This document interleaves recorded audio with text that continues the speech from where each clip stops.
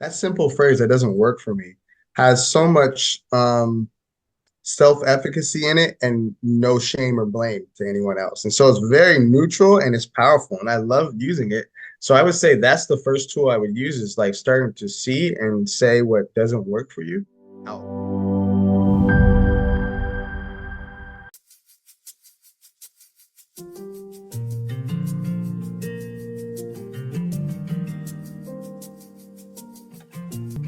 So this is Lee Kaufman and Ernest Hart with the Marriage Recovery Center. One of the things that we get asked a lot in the Marriage Recovery Center and in counseling in general is how do you get somebody who doesn't seem like they're ready for change to be ready for change? And this is kind of your bread and butter work, Ernest. So maybe you can talk a little bit about how family members or friends or colleagues of somebody you see struggling who isn't quite ready to accept that their world may need to change. Mm-hmm. How do you look at that situation from a holistic perspective? Yeah, it's a great question. And I'm really glad to be here to maybe help the people to see the situation and find where their power and their actual influence is. So the first thing I think about, Lee, is this phrase I love to say is not robbing your loved one of the opportunity to want to change. Start to look at the ways in which I might be taking away from them that opportunity to want to change because everyone has a change threshold where they now have to change. And a lot of times, as family members and spouses, we are coping with the issue, and that in no fault to their own is taking away those opportunities to want to change. And so we start to think about this idea of allowing for the bottom to be hit. That's a kind of familiar phrase. But maybe a more healthier one is to think about raising the bottom up, right? Just raising the need for some change to happen up, and so that we don't have to see things go to disaster before someone is actually ready to change.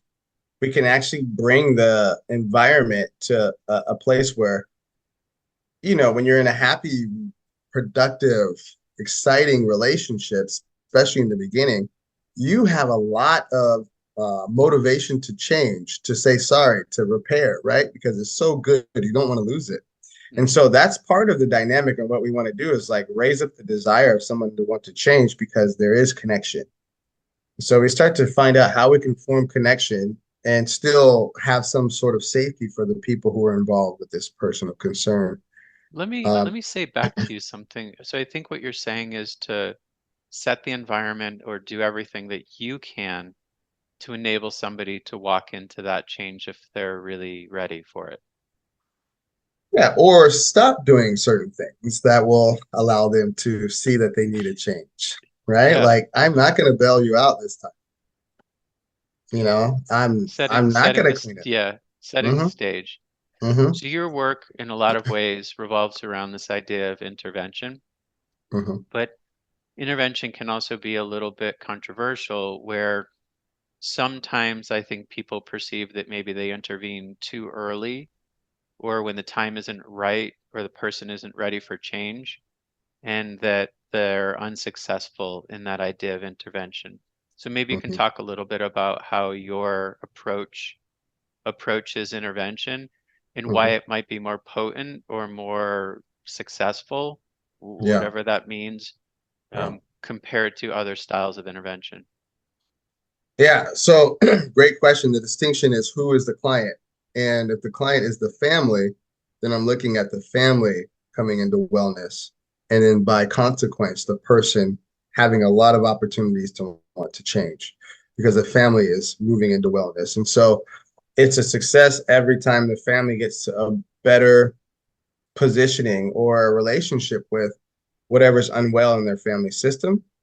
And then by consequence, the person who's in the family system has all of these um, subsets of like reasons why they want to shift with the family. And so it's very much like a family dynamic kind of from the core of who we are is we want to belong.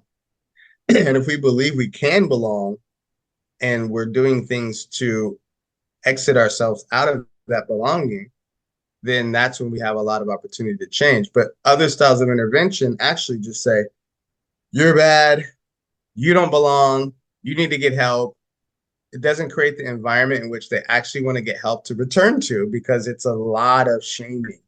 And that shame sensitivity is what we find is common in our clients. And so that isn't the way that a person would be able to hold what you're saying and to really have an emotional and kind of powerful motivation to want to change. So those are the two differences. Is like intervention is trying to get the person to treatment. Say yes, emotionally say yes. We want Yeah. to emotionally charge you. And most of the power around that is shame and blame, hurt, right? Bringing up hurt. Um, but my style of intervention is about creating some shared vision of what the hurt is that everyone has contributed to, and how we can stop contributing to that and contribute to wellness in the family. So everyone starts to take a responsive role. And then it feels like we are all in it together and not they're all against me. I'm glad you brought that up because internally we've been talking, and also the research seems to be moving in this direction, which is family history and family trauma tends to span generations. So Mhm. often the struggle that a family has or an individual has now in a larger context is because of struggles that have been happening in their family history for Yeah, eons. yeah. And so one thing that I really like about your approach is isn't necessarily pointing at the bad behavior of that individual as much as looking from a larger perspective at the family history, the family story, and like how some of this behavior came to be in the first place. Mhm. And so you start to look at where all the guilty parties of their bad behavior, some relief or some alleviating of the problem being stemmed in one person starts to be able to disseminate throughout the whole history of the family. And you go, Mhm. oh, great grandpa did this. Grandpa was in World War II. When he came back, he had no capacity for empathy. He used alcohol to cope. And so his children used whatever they could to cope with the emotional void. And those coping mechanisms are now what we're seeing in a marriage. And so you go, oh, okay, I was given something and I have the opportunity to look at it and to change it for the generations after me. And then it starts becoming honorable. You know, I didn't create myself as a monster or as a villain in the story. It happened to me. I was given it. And but there was also some strengths that I was given too. And so we want to be able to highlight those and utilize those family strengths to overcome the unwellness that has happened. As far as, you know, for as a result of being resilient, honestly. World War II veteran, resilient. He still is in the home. He hasn't lost his mind, you know. Yeah. He's coping with it. There's some resiliency, but after a generation, that resiliency ends up kind of corroding the family system because they're no longer in that emergent situation. Yeah, I Yeah. like the way you describe it because there are coping mechanisms that make sense in the moment, but then outlive their usefulness. Yes. And then Mm-hmm. there are some parenting techniques that end up really positively impacting the children, and there are some that negatively impact the children. So very much different styles of inheritance that you get depending on the coping mechanism that your parents and their parents were working with. Mm-hmm. Mm-hmm. One thing that we like to do at the Marriage Recovery Center, obviously not everybody's ready to make a call and to work with somebody, is to try to give them either a perspective shift, something that they can do today that'll help address their feeling state or their situation um, before they're ready to make some sort of a larger change or decision. So, what Mm-hmm. are some things people can think about when they're in the midst of struggle, either individually or with a family member, that can begin to help them either stabilize or heal?